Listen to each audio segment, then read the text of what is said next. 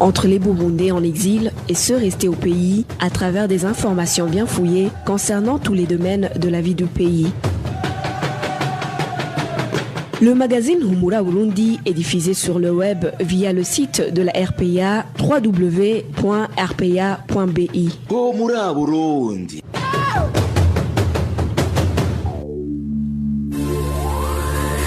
À la présentation, Janvier Ninina Hazgue.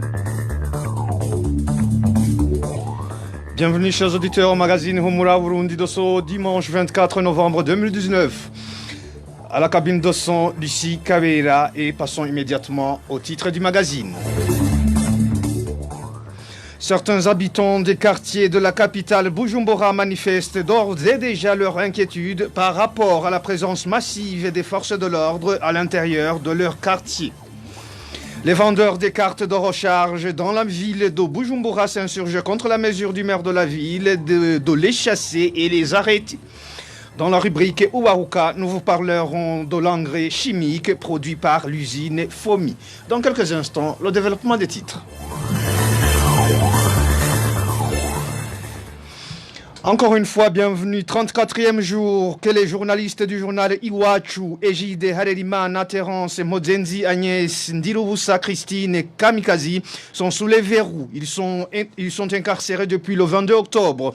Ils ont été arrêtés en province Bubanza alors qu'ils s'y étaient rendus pour un reportage sur l'insécurité qui régnait en commune Musigati. À leur arrestation, ils étaient avec leur chauffeur Adolphe Massabarakiza qui a été libéré provisoirement par la cour d'appel de Nahangwa. Ils sont accusés de complicité d'atteinte à la sûreté intérieure de l'État. Peur panique au sein de la population dans certains quartiers de la mairie de Bujumbura pour cause des mouvements inhabituels des forces de défense et de sécurité et quelquefois des Imbonerakure. Une peur panique exacerbée par la mesure du maire de la ville de Bujumbura qui oblige les bars et bistrots à fermer à partir de 21h.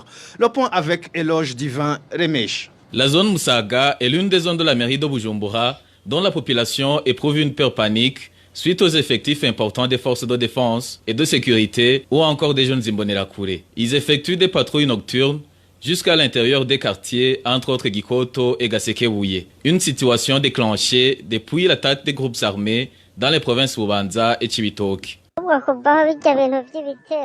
Cette situation s'est manifestée depuis les attaques d'Omusigati et surtout dernièrement après l'attaque d'Omabaï. Auparavant, on pouvait observer des militaires sur la route principale. Mais aujourd'hui, ils pénètrent jusque dans des quartiers. La façon dont ils portent des armes fait penser à une grande insécurité. On dirait qu'ils s'attendent à quelque chose de pire. Ils font vraiment peur. Leurs fusils portent des baïonnettes et ça faisait longtemps qu'on ne les voit pas. Même scénario au quartier Kamesa de la même zone. Depuis la mesure qui fixe à 21h la fermeture des cabarets, et d'ailleurs ce n'est pas uniquement les cabarets puisque toutes les activités cessent à partir de 7h. Les mouvements des Imbonerakure, des policiers et militaires se sont intensifiés à Kamesa. Ils font vraiment peur. À Kamesa, les localités dans lesquelles ils patrouillent le plus sont Kurubura et Musaave. Les Imbonerakure tabassent même la population. C'est vraiment de la terreur. Certains habitants de la ville de Bujumbura taxent de telles mesures de celles d'un pays en pleine guerre. Merci à Éloge Divin Remesh. La démonstration de force à travers des entraînements paramilitaires a été opérée sur la colline Ndago par les jeunes Imbonerakure des communes Kinyinya, Nyabitsinda et Gisuru de la province Ruyigi ce samedi. Les partisans du parti CNL de la colline Mahago en ont été victimes pour être mis à tabac par ces Imbonerakure à leur retour dans les communes d'origine. Le point avec Innocent Valentin Singiranga. Ces entraînements paramilitaires signalés en commune Nyabitsinda de la province Ruyigi ont été effectués par les jeunes Imbonerakure en provenance de 3 communes depuis ce vendredi sur la colline Ndago de la même commune. Cet habitant témoigne. Ils avaient organisé une activité du parti CNDD-FDD. Ce vendredi, ces Imbonerakure ont passé toute la nuit sur la colline Dago en entonnant des slogans qui visent à intimider les opposants. Cette activité de vendredi avait pour but d'intimider d'éventuels perturbateurs de la journée de samedi. Ils ont campé dans un champ de bananiers. Le lendemain, après leur activité de démonstration de force, ces Imbonerakure ont sérieusement tabassé les membres du parti CNL qu'ils ont rencontrés en cours de route au moment où ils retournaient sur leur colline d'origine. Samedi le lendemain, ces Imbonerakure se sont réveillés très tôt le matin pour intimider la famille du responsable du CNL en zone Nyabitsinda. Ils ont chanté des chansons d'intimidation à son domicile et sa femme. Par la suite, ils se sont dirigés sur le lieu de la démonstration de force. Le drame s'est produit le soir quand ils retournaient chez eux. Ils ont frappé tout membre du CNL qu'ils ont rencontré. Ce sont les Imbonerakure de Nyabitsinda qui pointaient du doigt aux membres du CNL à être frappés. Contacté à ce propos, Marceline Bukuru, administrateur de la commune Nyabitsinda, s'est gardé de tout commentaire. Retrouvez les différentes productions de la RPA sur Facebook, YouTube, SoundCloud, Twitter et sur www.rpa.bi. Début à partir de ce lundi d'une campagne de 16 jours d'activisme dans le cadre de la lutte contre les violences faites aux femmes. Selon le communiqué du ministère des Droits de la Personne Humaine, des Affaires sociales et du genre, le thème de cette année est « Organisons le Burundi ensemble pour mettre fin aux violences faites aux femmes ». Parmi les activités prévues au cours de cette période, il y aura entre autres la vulgarisation de la loi spécifique portant sur la répression des violences basées sur le genre. Je vous propose d'écouter Martin Nivdabandi, ministre des Droits de la Personne Humaine, des Affaires sociales et du genre. Cette campagne constitue une occasion de se souvenir des femmes, des filles victimes des violences et notre évaluation pour les intervenants du secteur de la lutte contre les violences basées sur le genre, en vue de pérenniser les acquis à adopter, les meilleures stratégies pour surmonter les contraintes et défis persistants. Le thème national retenu cette année est « Orangeons le Burundi, ensemble pour mettre fin aux violences faites aux femmes et aux filles ». Il a été choisi en vue d'interférer la conscience de tout un chacun à s'impliquer davantage dans la lutte contre ce phénomène qui mine toute l'humanité et fait appel à un travail en synergie des différents partenaires en vue de construire un Burundi qui rayonne. Cette journée intervient au moment où le gouvernement du Burundi continue à renforcer ses interventions en faveur de la lutte contre les violences faites aux femmes à travers la promotion de son autonomisation, prévention efficace contre ce fléau. Au cours de cette campagne, plusieurs activités seront organisées autour du thème à travers tout le pays. Plus particulièrement la vulgarisation de la loi spécifique portant prévention, protection des victimes et répression des violences basées sur le genre à l'endroit des différents leaders à tous les niveaux. Au niveau national, nous interpellons toute la population burundaise, plus particulièrement celle de la commune de Bugenyuzi, à répondre massivement aux cérémonies du lancement de cette campagne ainsi qu'aux activités qui seront organisées durant cette période. Vive le Burundi sans violence faites aux femmes et aux filles. C'était Martin Nivdabandi, ministre des Droits de la Personne Humaine, des Affaires sociales et du genre. Pour rappel, le 25 novembre de chaque année est la journée internationale pour l'élimination de la violence à l'égard des femmes. Page droit de l'homme, membre du parti CNL de la colline zone Vivara, commune Mutumba de la province Karousi, a été sérieusement tabassé par des jeunes Imbonerakure en complicité avec les militaires en patrouille dans la soirée de ce samedi. Il est accusé de collecter des cotisations du parti CNL dans cette zone. La victime est pour le moment dans un état critique, n'est-ce pas Vicky Christine Inherit? Ce membre du parti CNL de la colline zone Bibara, qui a été sérieusement battu, est nommé Denis Ntchurebugufi. Selon les habitants de cette zone, ce membre du parti CNL a été arrêté par les jeunes Imbonerakure dans la soirée de ce samedi, tout près du marché d'Obibara, en complicité avec les militaires du poste Bibara. Ces Imbonerakure l'ont sérieusement tabassé et le laissant dans un état critique. Il est accusé d'avoir collecté de l'argent pour le compte de son parti CNL. Deuxièmement, ces Imbonerakure lui ont reproché d'avoir refusé d'adhérer au parti CNDD-FDD. Selon toujours nos sources dans cette commune Mutumba, après avoir battu Denis Ntchurebugufi, ces Imbonerakure et ses militaires lui ont taxé une amende de 50 000 francs bout. De surcroît, ces Imbonerakure ont interdit toute personne qui pourrait amener la victime à l'hôpital. Certains membres de la famille de la victime et les responsables du parti CNL dans la commune Mutumba demandent que les responsables de ce crime soient traduits en justice et l'arrêt de cette persécution à l'endroit des membres de l'opposition. Merci. Avec Chris Ninheletse, des coups montés contre les membres du parti CNL persistent en commune Mutimbuzi de la province Bujumbura. Les responsables des Imbonerakure de cette commune ont été surpris par la population de la zone Wuringa en train de se partager des tenues militaires destinées à être utilisées dans des montages contre les membres du parti CNL de la zone Maramvia en commune Mutimbuzi. C'est un reportage signé Onésime Dushimagit. Il était vers 16h dans l'après-midi de ce vendredi quand certains Imbonerakure de la commune Mutimbuzi ont été vus par la population de la localité de Wuringa en commune Gihanga en possession de tenues militaires qu'ils allaient utiliser pour faire des montages contre les membres du parti CNL de la zone Maramvia en commune Mutimbuzi. L'un de ces habitants de Wuringa cite les noms des Imbonerakure qui se partageaient ces tenues militaires. C'était un groupe de responsables Imbonerakure de la commune Mutimbuzi, dont un certain Abraham Bizimana, alias Mafieri, célèbre dans la criminalité. Il était dans un bistrot situé à Manda sur la route Bujumbura-Chibitoke. Il était avec un certain Aimé Nkurikiye et un autre prénommé Jean Dodieu.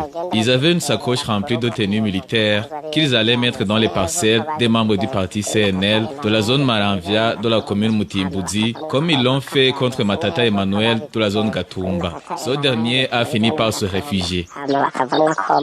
Selon les habitants de la commune Mutimbuzi, ces différents cas de montage faits contre les membres du parti CNL sont planifiés par le responsable du service national de renseignement dans cette commune, Jodasen Hezawahizi, pour éviter tout obstacle au parti au pouvoir, le CNDD-FDD, dans les prochaines élections de 2020.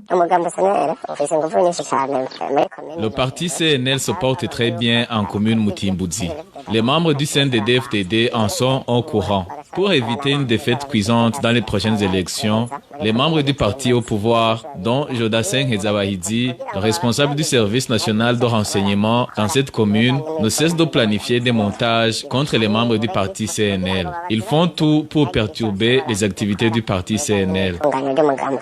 Nous avons essayé de joindre à ce propos Jodasen Hezawahizi, responsable du service national de renseignement en commune Mutimbuzi, mais sans y parvenir.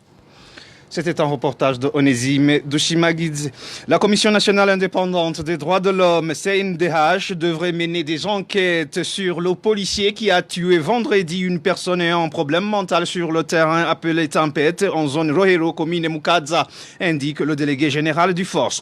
Vital Shimirimana suspecte que ce policier serait parmi ceux qui, sans cesse, ôtent les innocents de leur vie. Suivez Vital Shimirimana. Lorsqu'on suit le récit ayant conduit au meurtre de la victime qui se trouvait à la place communément appelée la Tempête, la personne auteur de l'assassinat ou du meurtre a été avertie non seulement par les actes de la victime mais aussi de l'entourage qui criait, mais cela n'a pas empêché que le crime ne soit pas accompli. La leçon que nous tirons de ce crime, c'est que il y a des gens qui sont fortement impliqués dans le crime au point qu'ils ne sont plus à mesure de cerner le bien et le mal, de voir la situation de la victime, et ceci conduit à affirmer que cette personne avoir les paroles qu'il a adressées à la victime avant le meurtre, et c'est une personne qui travaille certainement pour le régime, qui travaille au nom et pour le compte de la répression. Ce que nous espérons, c'est que en réalité, cette personne, l'auteur du crime, sera poursuivi après une investigation faite par des organes indépendants, parce qu'autrement, ce crime aurait dû interpeller l'autorité nationale, la police, la justice burundaise pour conduire une investigation crédible et immédiate, ce qui n'est pas le cas. C'est en cela que nous espérons que uniquement des institutions ou des organes indépendants comme la Cour pénale internationale pourront certainement mettre la main sur ce genre d'auteurs de crimes. C'était Vitar Nshimirimana, président du Forum pour le renforcement de la société civile. Les vendeurs des cartes de recharge pour la communication téléphonique dans la ville de Bujumbura s'insurgent contre la mesure du maire de la ville qui consiste à les chasser de leur lieu de travail à défaut de les arrêter. Ces vendeurs disent qu'ils ne savent pas où aller pour exercer leur commerce, encore moins quoi faire pour assurer leur survie.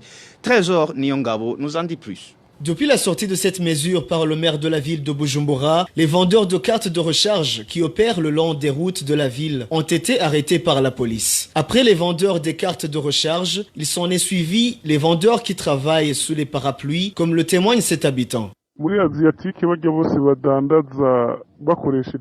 Par exemple, au niveau du quartier asiatique, ils ont embarqué tous les vendeurs qui opèrent sous les parapluies. On leur a donné de démontrer leurs parapluies pour par la suite les mettre dans des pick-up. Maintenant, tous les petits vendeurs qui se trouvent sur le long des routes ont été arrêtés. Les habitants de la ville de Bujumbura indiquent que cette mesure va occasionner de lourdes pertes chez les citoyens vendeurs, mais aussi chez les compagnies de télécommunications.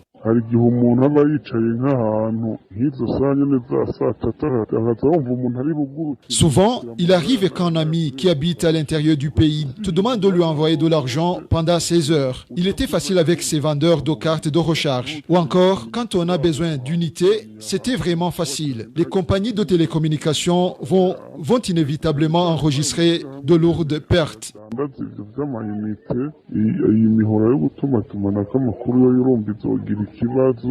Les habitants de la ville de Bujumbura demandent au maire de la ville de Bujumbura de revoir cette mesure qui ne vient qu'empirer leur situation financière.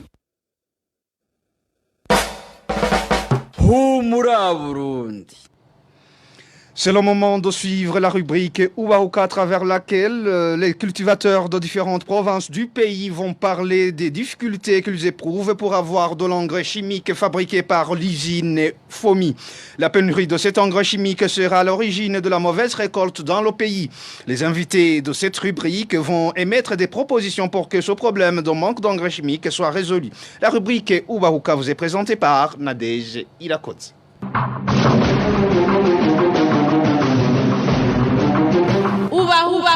Ubahuka.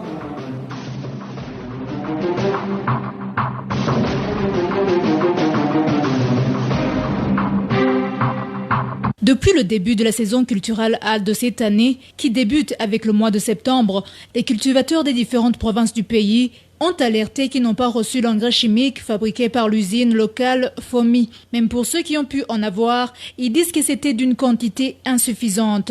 La situation se présente ainsi alors que ces cultivateurs avaient déjà payé les frais pour l'achat de cet engrais afin qu'ils en soient approvisionnés à temps. Puisque nous sommes à la fin du mois de novembre, ces cultivateurs ont-ils eu cet engrais chimique?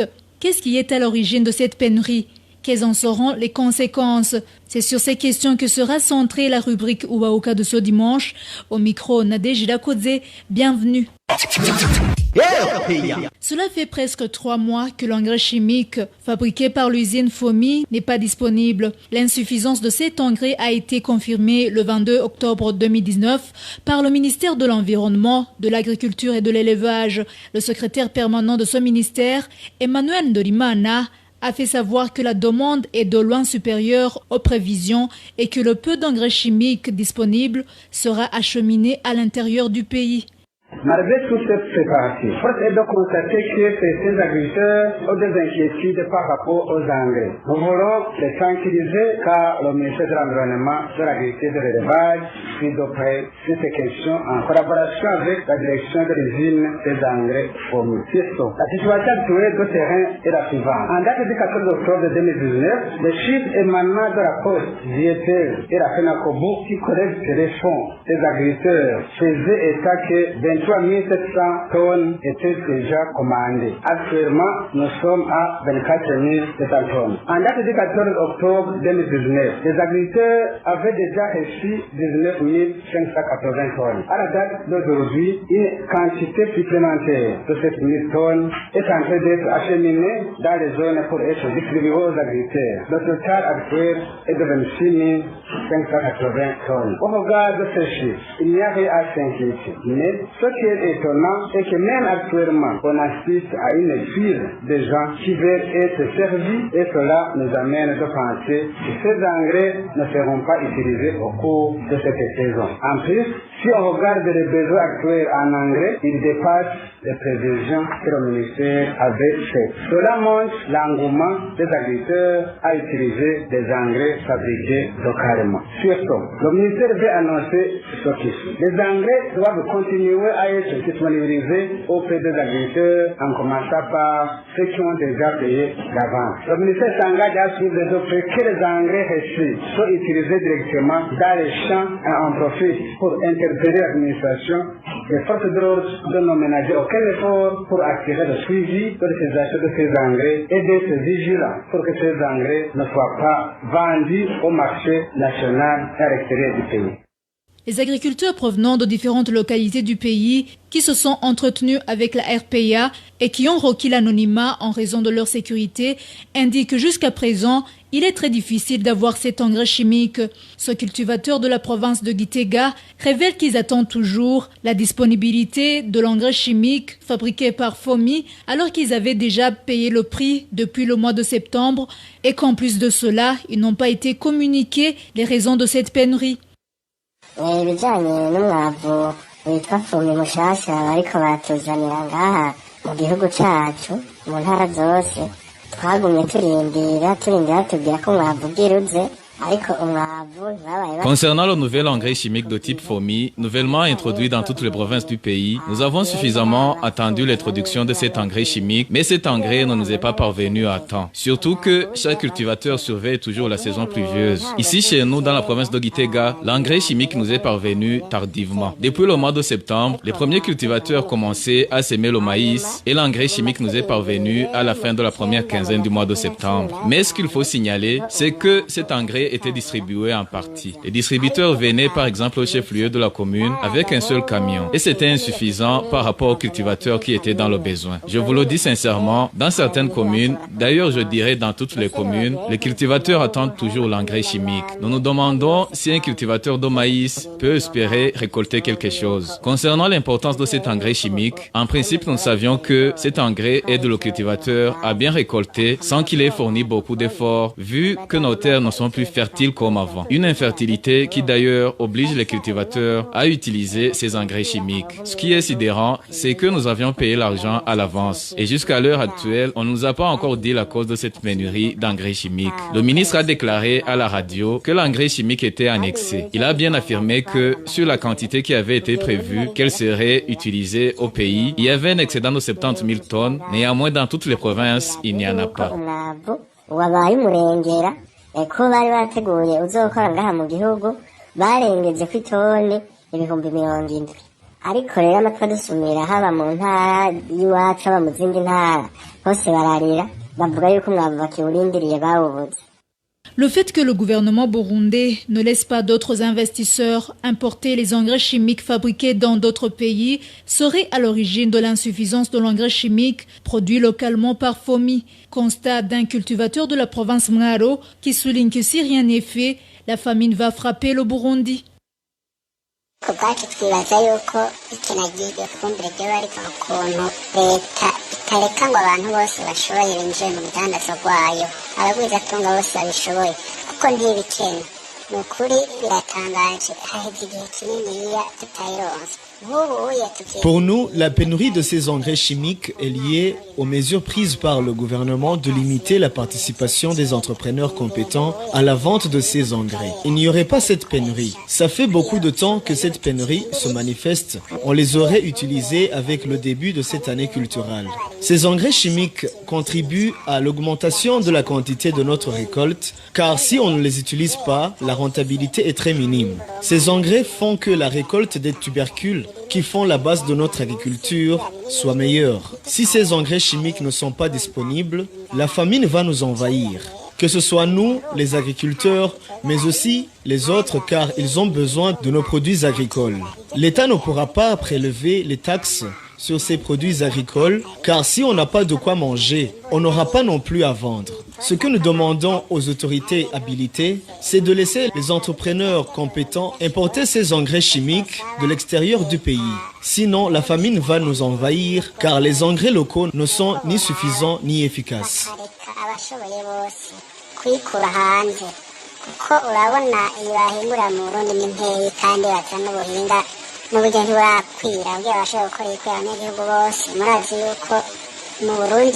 abenshi ari abarimyi igice kinini bakareka abishoboye ku buryo atawe yifuza ngo ayibure ntibabikore n'ahandi inzara mu gihugu iratera. En plus de cette pénurie de cet engrais chimique, les doutes ne manquent pas chez ces agriculteurs sur l'efficacité de cet nouvel engrais chimique produit localement par FOMI. Ces cultivateurs demandent au gouvernement de leur donner des éclaircissements sur toutes les questions qu'ils ont en rapport avec cet engrais chimique. Kangungura rero cyadutangaje batuzaniye umwavu ntituzi uwo mwavu ko baba barawugerageje bakabona umwimbu utanga ntibigeze batwereka imirima baba barawugeragerejemwo n'icyo twaragifise ko amakenga yuko abarimyi dushobora kubihomberamwo.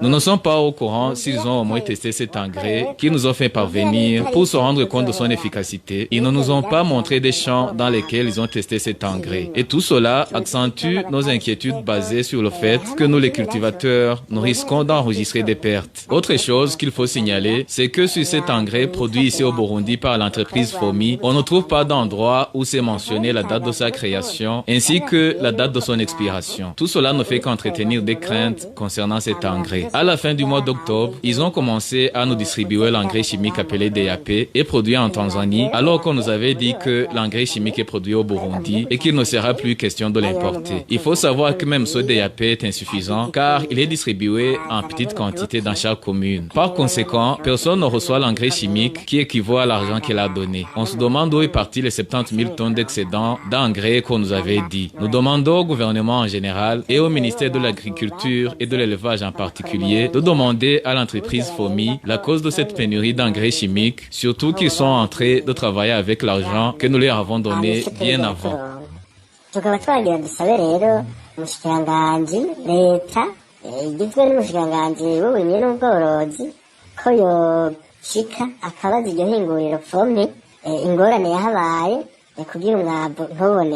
na cyane cyane yuko bariko bakoresha imitahe yatwebwe abenegihugu twitangiye twayatanze kare.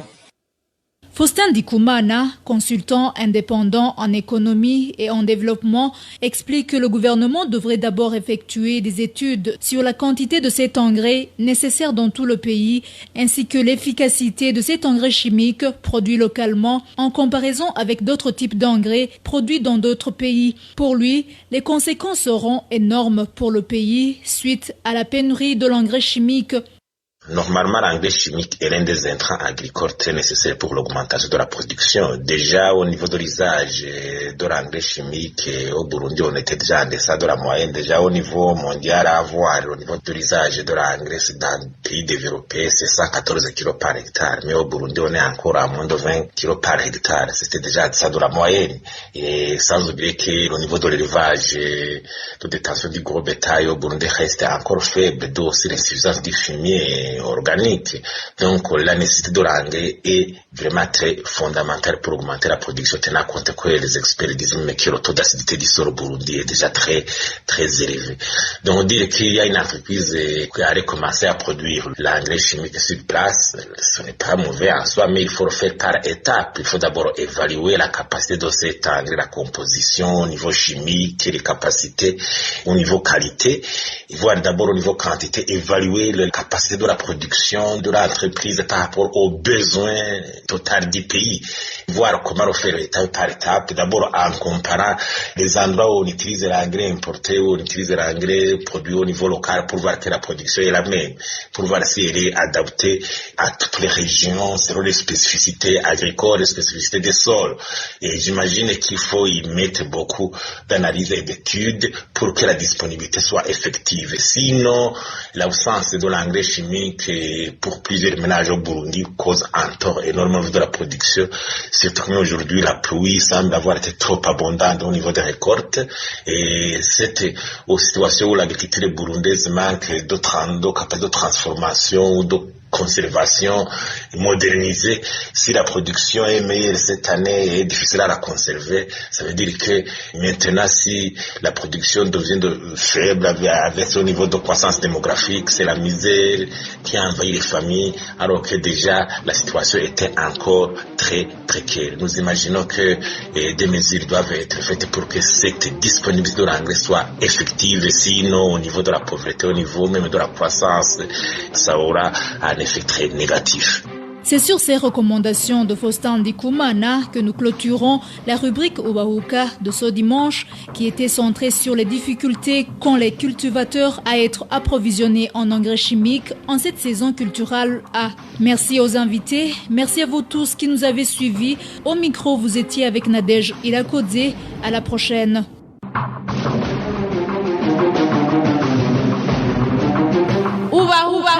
Ubahuka.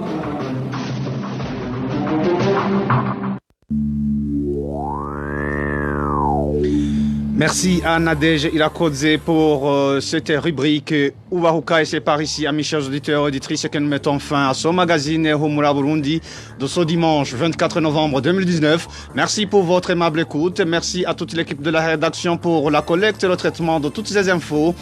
À la présentation, vous étiez avec Janvier Ninina Hazue, à la cabine de son Lucie Kabeira et MSTV Niungeko pour la prise d'image.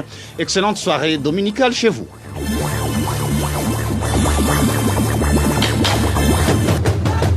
C'était le magazine Humura Burundi. Un magazine campant pour relier les Burundais en exil et ceux toujours au pays à travers une information de qualité.